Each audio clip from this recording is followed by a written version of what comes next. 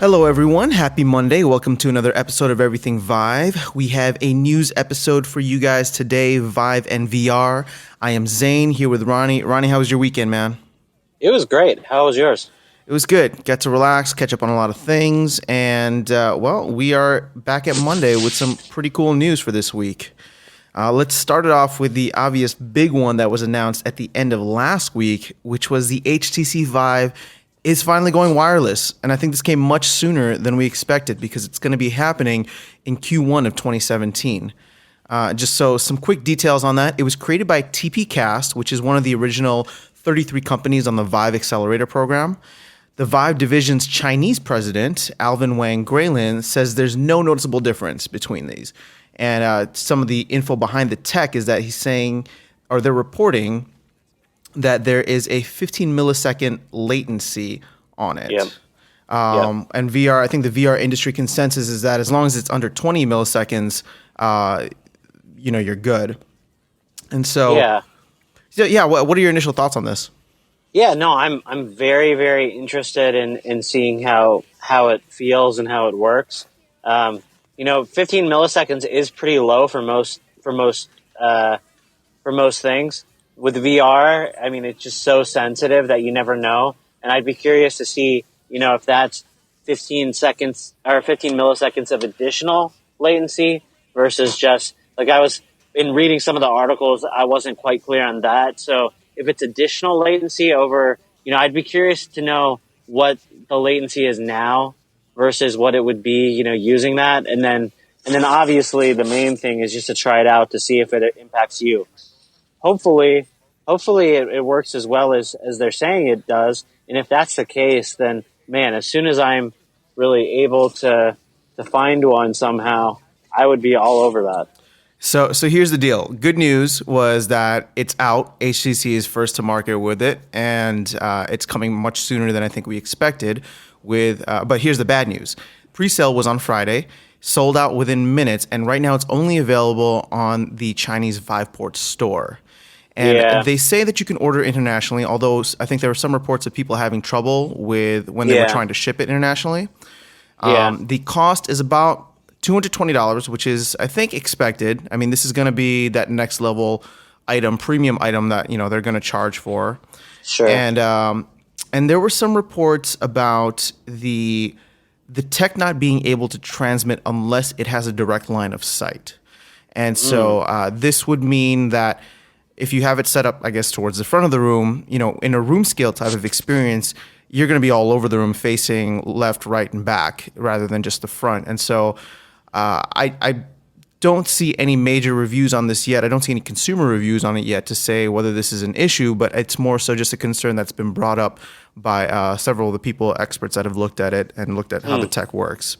Interesting. Yeah, I mean, that's the one thing. I mean, since it is sold out now and it's only available in the Chinese market, it'll be interesting for people to kind of get their hands on it and get a chance to really decide whether it's something that is very good and worth bringing into more territories or not. So Graylin did say that they will have another round of orders soon and that it would be easier to accommodate global orders. So, okay. I mean, that's something that I think you and I will definitely be watching out for because, I'm on the HTC and Valve email. I didn't see anything about this. Did you? No, I didn't. So they're definitely not. My guess is since it's so Chinese centric right now that they really weren't trying to bring. They probably figured it would get enough attention regardless. So. Well, yeah, I mean, the fact that it's sold out within literally minutes, shows that there's a demand for it. So I hope they step up the second production line or whatever it is to make sure that the rest of the world can get it. Because, I mean, just going based off of this podcast, I mean, we have that just the numbers that come in for the data and the listeners. I mean, there's a lot of people here in the U.S. that listen. We have a lot of people in Europe that listen as well. So, there'll definitely be a demand globally for this item. And I think when you've already dropped 800 plus however much for a computer, the 220 for the wireless, again, this is a premium item that we're talking about here. But if that's going to remove, the wires, the wire situation and the wire problem and be a solution to that problem, I think a lot of people will dish out the extra cash to make sure that they can have that. Yeah, no, it's not cheap, but it brings you something that's pretty worthwhile to have. So I just hope that them releasing it only in the Chinese market isn't some indicator that they don't think it's quite ready for other territories yet. But I guess I guess we'll see as more people start talking about their impressions of it. Yeah, I mean, it's set to ship in Q1, so it'll be a little while until I think we're going to see some honest consumer reviews. Just from your regular layman who comes on or through Reddit or something like that. So, but we'll definitely be following this, and hopefully, anybody who gets it ahead of time or can give us some type of insight into how it works, we'll definitely make sure to report back to you guys. And just one last thing, this is a little bit different. I'm sorry, not a little bit. This is completely different than the Quark VR partnership that we mentioned a while ago. So I believe that there are still some other wireless parties out there trying to come up with a wireless solution and kind of address that issue of what I was saying earlier with the line of sight not being an issue for these other types of tech. Sure. So, any other thoughts on that?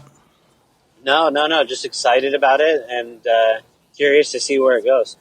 Yeah, this is a big one. I mean, if they can really solve this problem already, this is happening much sooner than I thought it would. I thought we were going to get those controllers, the prototype controllers, before we had any type of wireless solution. But I mean, if they're going to be able to do the wireless solution and get the next gen controllers out next year, this will really put them, I think, pretty far ahead of the competition, at least for right now. Yeah, I mean, you could imagine a version of the Vive with wireless built in if they're able to do it well enough, as well as the new controllers, and that would kind of be for people like us, we're still able to upgrade, and for people that are getting a new kit to have all of that functionality, that would be pretty huge. Yeah, I mean, and it would just be about a year apart too, which again, I don't want to get into these cycles of where they come out with innovations every year and they make stuff obsolete. But I am also excited for the fact that, what the tech is advancing at a much more rapid rate than you and I expected, and I think most people expected. So, the fact that we'll have a consumer wireless headset very, very soon and a top line premium headset, I think, says a lot. So, all right, well, we have a couple of other news items today. First one is the Martian experience. And so this was released by Fox Innovation Lab, which is under 20th Century Fox. So Hollywood just stepped into the game big time. And was executive produced by Ridley Scott and was directed by Robert Stromberg. And it's out for the HTC Vive and PlayStation VR today, if you're listening to this, which is Monday. So it allows users to step into The Martian, which is a movie that came out earlier. And this is from the perspective of Mark Watney, the main character. And it kind of just gives you an experience through the movie. And I know it was first shown at the Consumer Electronics Show earlier this year, but one of the producers on it was saying that was just a first cut. And so the visuals behind it, the storyline and narrative are much better now with this. And it is, it costs about $19.99, so about $20, and it's the first time for the studio to release a VR experience. And I guess the good news is that President president of the company, Mike Dunn, said it won't be a one-off. It's really cool to see Hollywood getting into the game with these cinematic VR experiences. So what do you think, Ronnie? Yeah, I mean, I'm very interested in trying it out. I kind of wish that the price was lower, so $20 is a little steep. Depending on how much content there is there. I mean, if it's several hours, then great. If it's only an hour or so, then I might kind of hold off a little bit to see if it goes on sale, especially with the holidays approaching. But regardless, I think it's a really good sign. As soon as I saw that it was a full VR experience done in 3D versus a 360 video of that sorts, I was immediately, interested in trying it out, and I do want to support it. So I'll kind of have to read some reviews and find out a little bit more about it, I think, and then possibly go for it now. I'm not really sure. What about you? Yeah, I mean, the price point is something that leaves a little bit to be desired. $20 is more than probably the movie cost that you could get it, on Amazon or whatever. I mean, obviously this is a very different experience, and if you're a big fan of the movie, then there's no question you should definitely get it. It's just right now with everyone or with so many options out there. 1999 isn't going to be the cheapest price. It isn't like a nice entry price, but I will wait to see how the review. I'm sorry, I will wait to see how the reviews come in for it. Like you said, it's something that I do want to support, and I want to show that there is interest in there. It's just you want to make sure that you're letting them know, hey, or you want to know if it's going to be worth your dollars, if that makes sense. Yeah. No, I think $10 would have been like the perfect price for it. I think if it was $10, it wouldn't have been, dirt cheap, but at the same time, I think I would have been compelled to probably get it. At 20, it makes me kind of hesitate. Well, and I mean, for some people, price point won't be an issue. So let's not belabor that too much. But Sure, you know, sure, sure. for Especially if it's really good. yeah, exactly. And the thing is, like, with the people behind it, I mean, Ridley Scott, he's directed a bunch of movies that I'm a big fan of. So if it's anything close to, I guess, his movie type of experiences, I definitely want to see what it is. So I can see myself Yeah. getting this in the next couple of weeks. Like you said, I'm super excited about the holidays coming up, Black Friday and all that. So I will wait Yeah. to see if there's any type of deal on it. I probably won't jump Yeah. on it this week, but I'll wait until next week. And I know I'm just saving up some cash in the piggy bank to jump on a lot of games next week because I'm really hoping that Black Friday's Christmas comes early when it comes to VR. Yeah. No, I hope so too. And I mean, Steam's usually pretty good about that, so we'll see. We'll see what comes out. Yeah, for sure. I mean, and this is, I know we talked about gnomes and goblins earlier. So this isn't the first, I guess, major VR, or sorry, major, I guess, Hollywood step into VR. But gnomes and goblins was still something that was like animated or created. I think with the Martian experience, I mean, this is more of a live action movie that we're talking about here. I think the visuals and animations are going to be much more in depth, and it's yeah, I Yeah, guess the I'm just excited. screenshots. Yeah, Yeah, the this screenshots I saw looked really realistic. So, and I heard it's made in Unreal Engine 4, which I'm sure I'm sure it looks really really good. yeah, no, for sure. Well, like you said, it's going to depend on how many hours of gameplay it's going to, or I don't know if it's even a game, but how many hours of an experience it offers, and so that cost benefit ratio is going to come up there.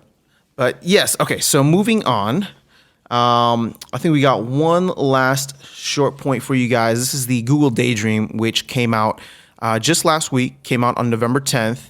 And Ronnie, I think you looked into this a little bit more. I don't know if you want to share your Yeah, sure. viewpoint No, on it. I just thought it would be worth mentioning, especially for people that are out there kind of interested in how that's developing. Yeah, it came out, and early impressions from what I've heard are fairly good. I mean, I think the unit has a nice build quality to it, but it's less. At least I want to say that the article I had read was from uploadvr.com. Basically, the impressions were that it wasn't quite the Gear VR killer that they were kind of hoping it was going to be, but at the same time, they definitely saw the niche that it fills in terms of the casual VR experience. It's a little bit easier for people to kind of pop on and off, and as far as like being integrated with Google software and all of that sort of thing, it looks like it's going to be a pretty popular and pretty all right alternative to the for the lower tier casual VR seekers out there. Yeah, I did hear or see somewhere that it is. People are saying it is the most cost-effective solution. So, like you were saying earlier, like it's great for the casual VR experience. Somebody who's just looking to try out VR, see how it is, and I guess get maybe like an introductory experience or have something that's easily available to them. Yeah. Now I'd be interested. I kind of want to do a little bit more reading into it to see if it has any sort of inside out tracking or anything like that capabilities. I know before the Pixel was announced, Google was talking up a lot of the Project Tango stuff, where they were basically saying that they were going to have some form of inside out tracking. But at least the early impressions that I've read don't really seem to mention that sort of stuff, and it doesn't sound like the controller that comes with it uh, is really tracked very well, if at all. So maybe that stuff didn't come to pass. So, but at any rate, I'm going to try to read more about it, and I am curious to see kind of, how it feels, what it looks like, all that sort of stuff. So, Yeah, and it really does feel like kind of the Wild West right now when it comes to VR, because there's all different avenues, all different types of experiences people can offer. And like the mobile VR side, I think all we really had before was the Samsung Gear VR. And so you know that Google is not just going to give up after one try. If what's that called? Google Plus was any indication. I mean, VR is here to stay, and they definitely feel like they have something to offer, and so far it looks like they do. yeah, no, agreed. So that's all we have for news this week. Some pretty big topics, mainly Vive, but there are some other experiences. And I know with Oculus coming out next month, I'm sure we'll have plenty of news and stuff coming up for that. So with that being said, Ronnie, you got anything else? No, that's it. What about you? That's all I got for today. We will have another interview for you guys on Wednesday, so make sure you guys tune in, followed by another game talk. I had a chance to play some really cool stuff over the weekend, so make sure you guys stay tuned, and we'll be chatting with you guys through the rest of the week. One more request: if you guys are listening and don't mind leaving a review on iTunes or Stitcher, whatever you guys are listening through, we'd really appreciate it. And with that, we will sign off. So take care and have a great day and rest of your week. We'll talk again soon.